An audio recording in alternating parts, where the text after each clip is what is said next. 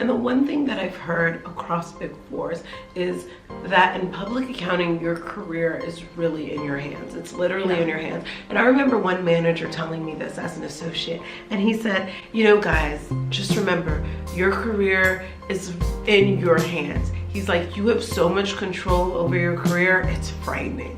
And I just remember, his enthusiasm in saying that, and I just was kind of taken aback, like it's frightening. But I took it, I took it literally for what he said. I took it for what he said, and I took it as, okay, if he's saying it's frightening to express how much control you really have, then that means I need to be bold. I need to make bold moves. I need to try new things. I need to kind of position myself to do the things I want to do. Right. Because the people who make it to the top and the people who stay stagnant are just because they aren't taking the steps necessary or being deliberate about where they want their career to go.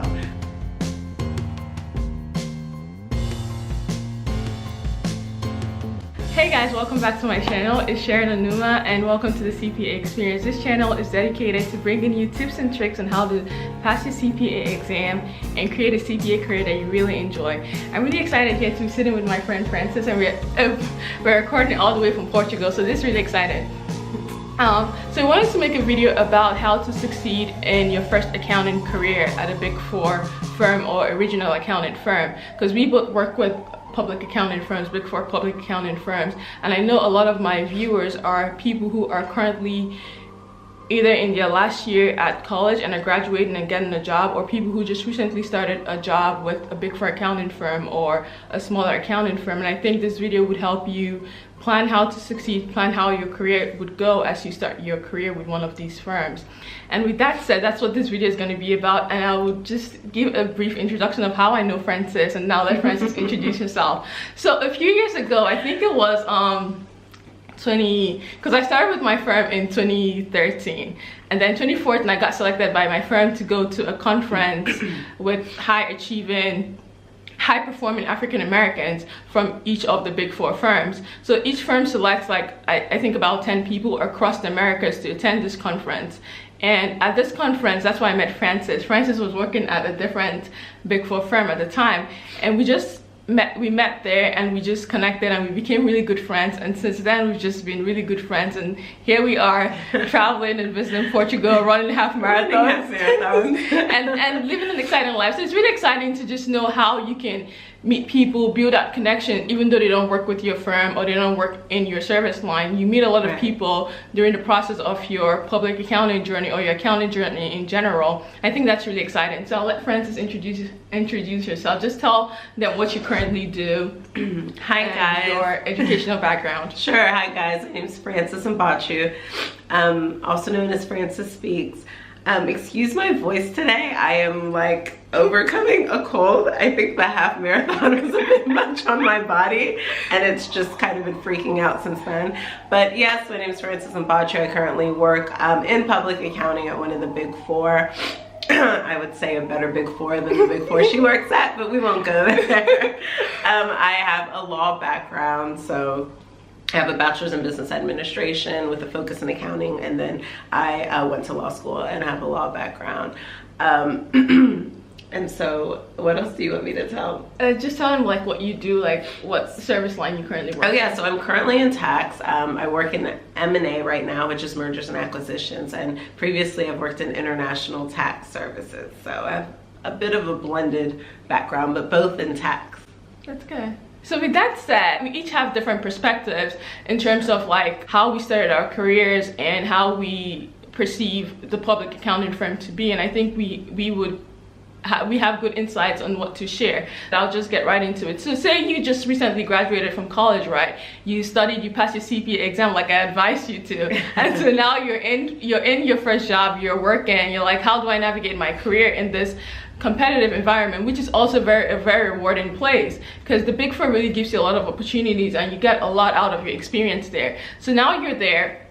I think the first thing I would do I would advise you to keep in mind is your personal brand. So when you go into a Big Four firm, be aware that your personal brand would speak a lot for you going down the road. Like, be conscious that every day, whatever you do, you're building your brand, you're building your personal brand. And personal brand is something people talk a lot about. Think of personal brand as what people say about you when you're not in the room. So what exactly do you want that message to be? Do you want to be that person who's always on time, who always puts together high quality deliverables, or who people can count on, who's very accountable? I remember when I started with my firm, obviously I just started from college. I had little technical background, technical knowledge, but I wanted to be that person who always put together a deliverable that was really good, really like visually appealing. So whenever I had a work paper due or a work paper I had to deliver, I made sure the formatting was right, the fonts were correct, like as little as that. So at that time, my first year, I became known as a person who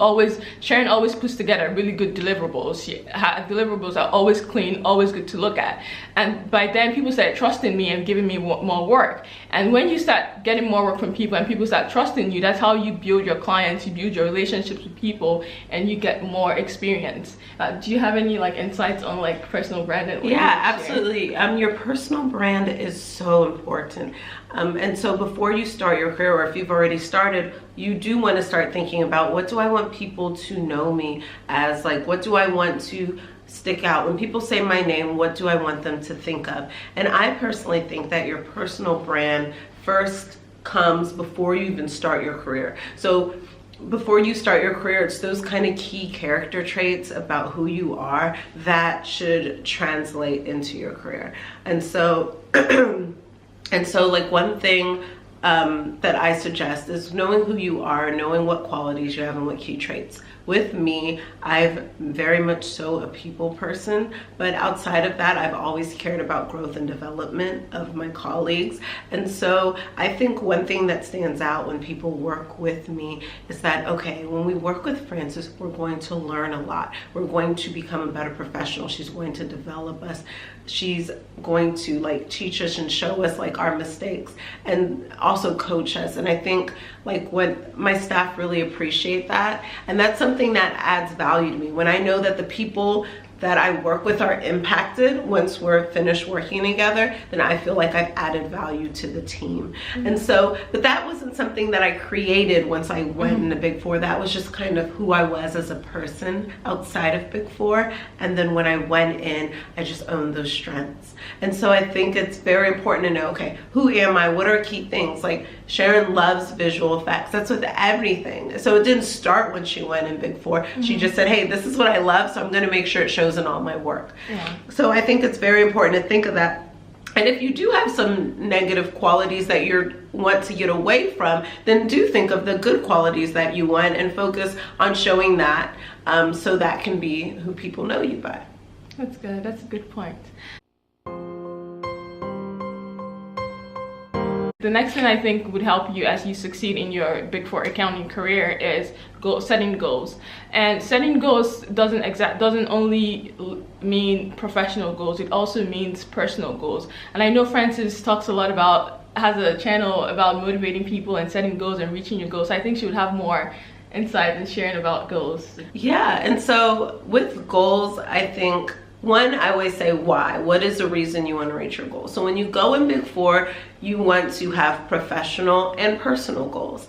And it's very important because generally we hop into our career and we think, okay, I just want to be amazing at my job. And so I'm going to ignore everything that's personal to me. So I'm going to ignore my family, ignore my friends. I'm just going to put 1000% in. And the problem with that is you go in and you put 100% in, and then time has a way of getting away from you. And you wake up one morning and you're like, whoa, all this time has gone by. I have no more friends and work can be a bit intense. And so you start feeling that you've lost something along the way. So I always say, one, have the why for your goals. This is a great time to say, okay, this is where I want to be professionally. This is why I want to be there professionally. This is where I want to be personally. This is why I want to be there personally. And make sure you have a good why, not a shallow, insignificant reason, but a good, meaningful reason. And you work towards those goals. So I think a good example is last year while working, I had a goal personally to do a fitness competition, which was my first fitness competition, and I knew it was very intense, but generally speaking, work gets most of my time, and then I slide in kind of personal goals in the meantime. So I said, okay, I'm going to do this fitness competition. And so with work demands, I had to make sure that whether I had to get up at 4:45 every morning or go to bed late or whatever, I had time to meet that goal. But when you meet your personal goals, you become a better professional because you're more fulfilled and you're happier and you have an overall balance. So I think that's very important too. And then I know, do you want to touch on like personal, professional goals as well? Yeah, and in terms of professional goals, I think about like what you want to achieve with your career. Where do you see yourself in like 2 years? Where do you see yourself in 5 years? And obviously, maybe you don't have exactly what that picture looks like, but there are people in your firm who maybe you admire. Oh, I really like how that person manages her time. I really like how that person really connects with the client. So okay, that's something I want to do, that's something I want to learn. So you reach out to that person, you learn from them, you get mentored by that person, and that way you develop as a professional, and that's how you can build yourself, and that's how you can set goals, professional goals.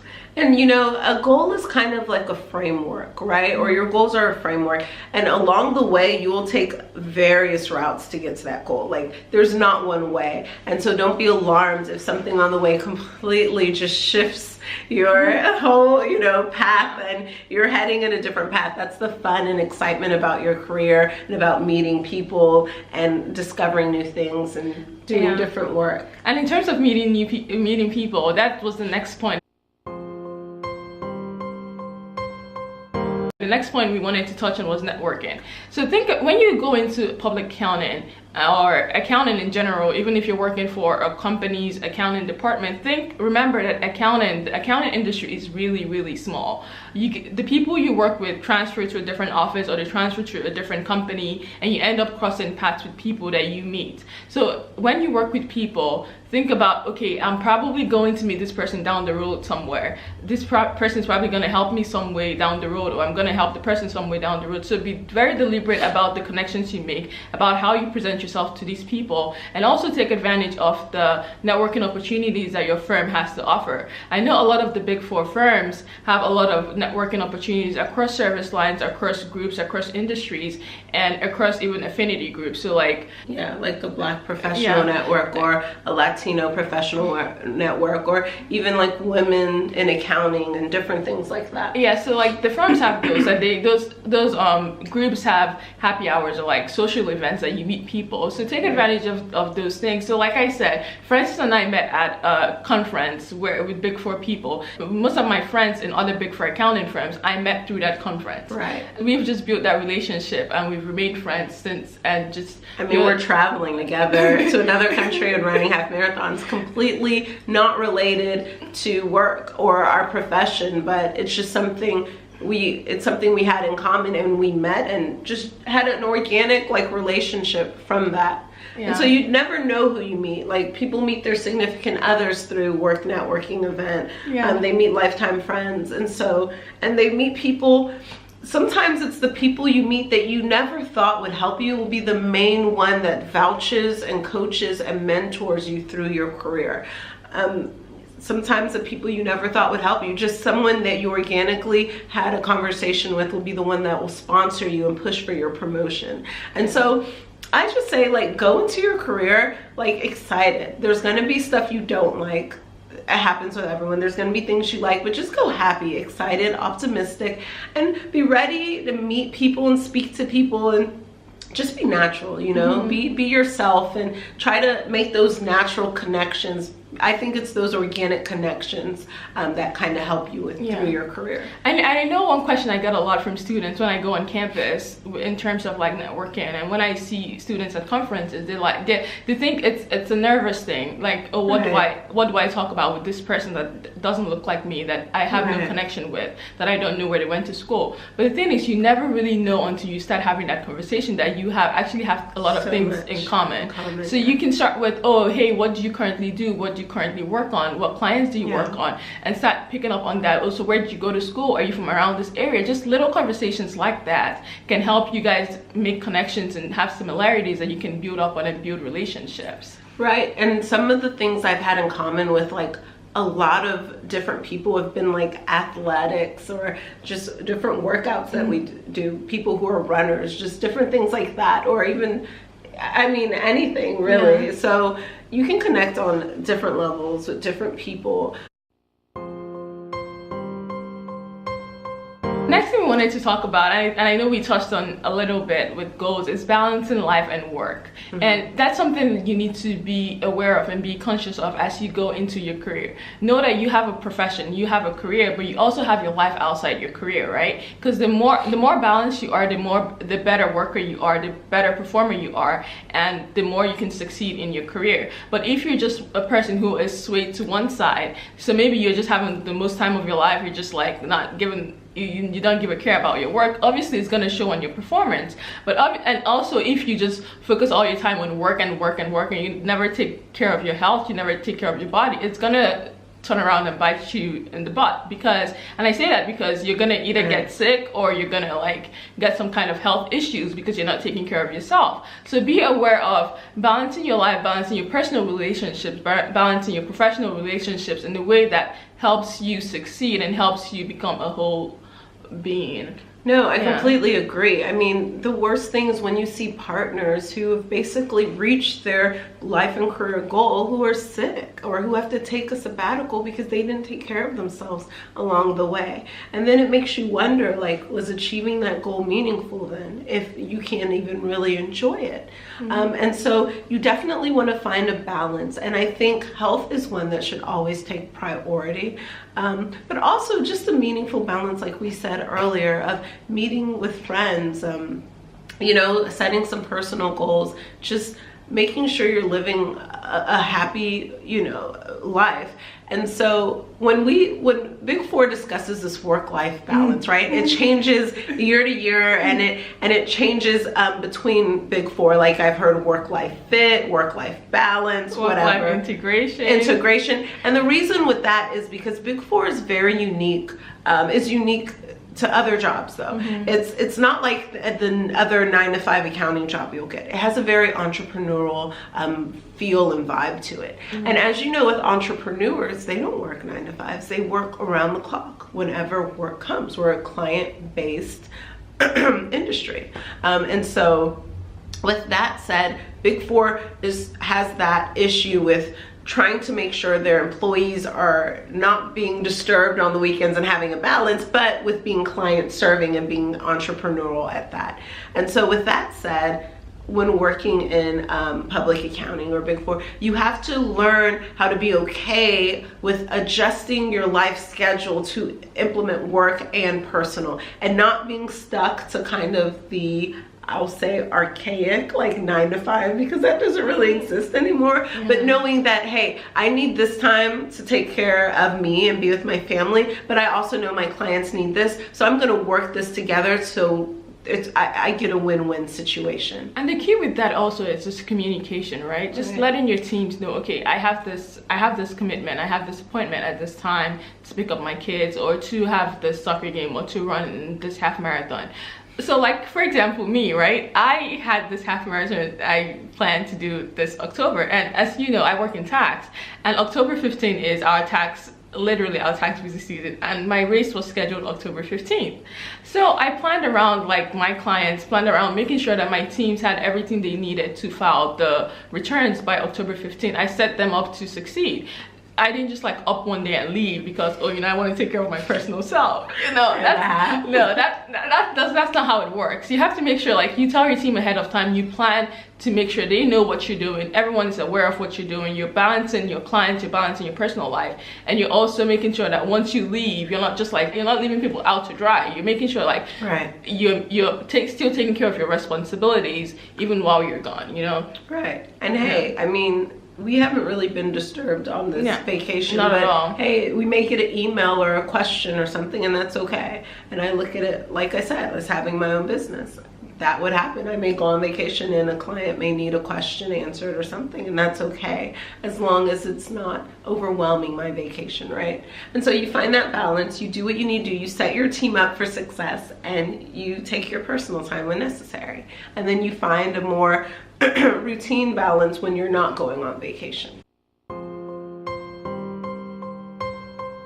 So with that said, the last point we wanted to make is reflection, like thinking about your experience. And so you start out with your career, right, in public accounting. You're a first year associate, first year staff, and you're getting all these different exciting experiences, different challenging work, and some of them you really enjoy, some of them you don't.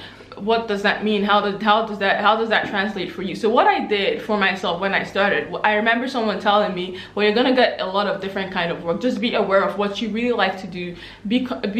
Take some time to think about what you're doing really well, what people are telling you you're doing really well, and see how you can translate that into the other work you do. So what I did, every week I had like a Word document. It was supposed to be like a journal, but it wasn't really that intense. It was just a Word document where I would document, okay, this week this is what I worked on, this is what I really enjoyed working on, this is what I didn't like working on, this is something I heard I did well, this is something I think I didn't do really well I can work on. So every week I would do that just for the first year, so that way I kind of gauged how I was performing personally, how I was performing, how I could do better, how I could improve, what I really liked working on. And that way what I really liked working on, I asked for more of that work, because that's something I liked, and eventually that's where I ended up with my career right now.